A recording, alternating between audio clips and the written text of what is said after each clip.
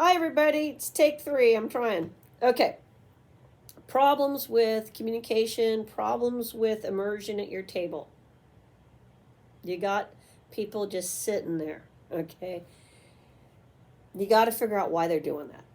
It can be a lot of different causes. It can be anything from they really don't know how to play the game and they're completely lost and they need help, baby step help. You're going to have to sit down and tutor them and figure out aids for them, even if it's 3x5 cards.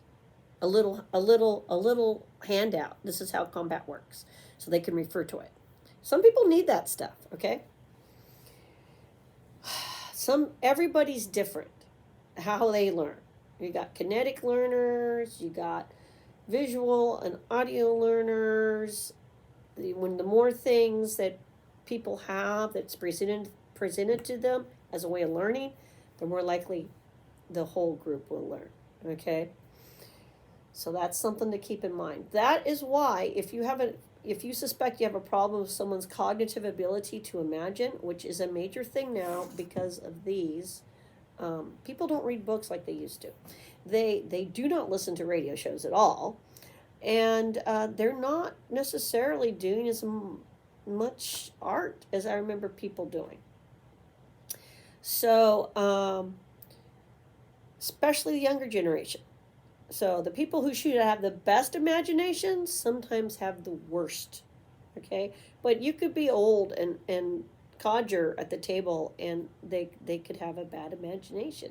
Now, you have to start working out their brain muscle in this area, and it takes some work on your end as the DM. And you may have to use aids. You may have to use aids. You are like, that will never be on my table. Well, if you got a group of people who cognitively cannot build a map in their head of the scenery, then you're going to have to at least roll out some butcher paper, get out a marker, and go, this is the road, and there's a building over here, and there's a building over here, and these guys represent you, and you, and you, and you, and we're in the village. Okay? And you might have to do this. We had to do it. I've got minis, obviously, and I like them and all, but that's not necessarily the preferred way we like to play. They're an augment. They're a fun thing. We like building stuff, okay? But when I actually ran into this, where, what do you mean you didn't understand that you're in front of a castle, And they're like, yeah, but where is it? And so we're so confused. And so we're like, oh my God. So we literally were building things just for kids so that they could begin to figure it out. And then we started removing things. A little less scenery, a little less terrain. Now it's just the a battle map on the table and their little minis. Okay, until finally all that went away. We did that to help their brains, younger adults and some kids. They could not imagine it. And believe me, they were getting good descriptions. So, because the older people at the table could.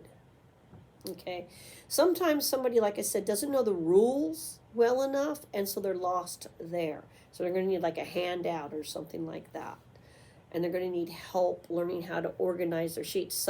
For some people, it's the player sheets, the character sheets. It's too much for them, too much input. Other people, they have trouble listening.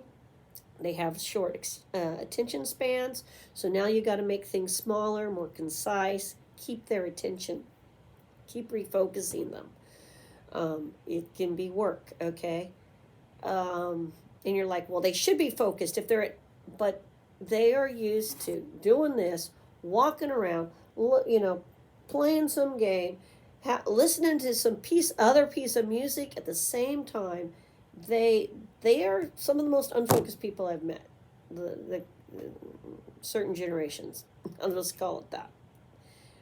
They have Everybody has ADHD. I don't think everybody has ADHD. I think everybody is seriously distracted and they haven't learned how to focus. So your goal as the DM will have to teach them how to focus. You can use game mechanics to help people bring out the best. So that's another thing, positive and negative rewards. So when people do things in the game you don't want them to do, there can be a slight punishment towards the character. When they do things you do want them to do, they get a slight perk. And they will, and if you tell them this is going to happen and then they start seeing it happen, they will often start putting more out. And on top of that, people though have their spirits, their minds, bonsaied, crushed, broken. They become very guarded. They develop anxiety on putting their creativity out. Well, I'm in a gray room surrounded by gray furniture, and this is not the most depressing place in the building. The cubicles some people are in are more depressing. I mean, and they do what they can to make it individualized, but I've been into places where no individualization is allowed. Okay, so if you have somebody coming from that environment, they may be quite hesitant. Also, you can just have people can have anxiety over a lack of self-confidence because, especially if they really want to do the immersion thing, but they feel like they can't. So you may have to do baby steps with the language you use, in which case I suggest, rather than coming harshly down on people, is maybe starting by picking one thing each session for the group to work on. We do it at our table, so we didn't tell everybody you have to speak in first person right away. No, we had bigger issues. We got to get them imagining. We got to teach people how to play a role-playing game they never played before. They're confused about how to be a wizard or how to be a thief. That's another thing. Do they understand what they're doing with their skills and stuff, or their class? So they don't even know how to role play. They don't understand the concept of playing a role.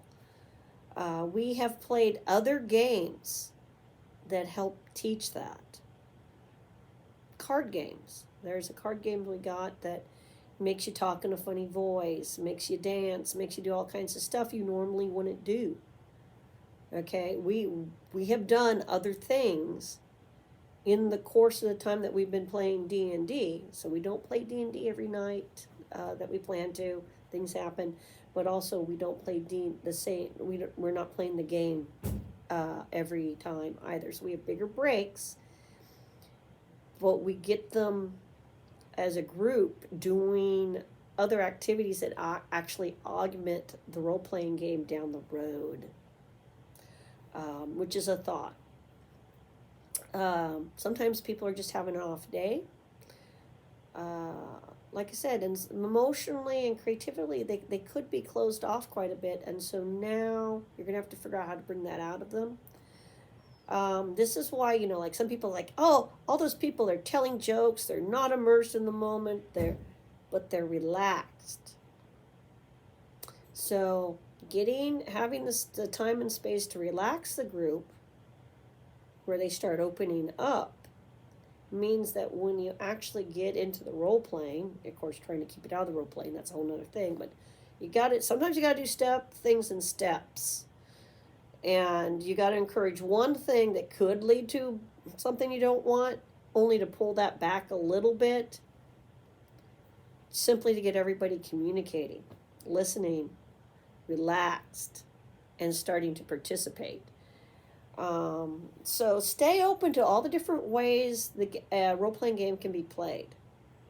You may want it to be all first person, no cans, mother may I's, no questions, but you may not, the group itself, for whatever reason, may not be in a position yet to do that. So now you got to move it along in steps. Also, MVP, let the players choose who was the most valuable player at the game. And then that person gets a perk for the next session. Yeah, they'll start doing stuff if nothing else. So there's some thoughts. Everybody have a great day. Bye.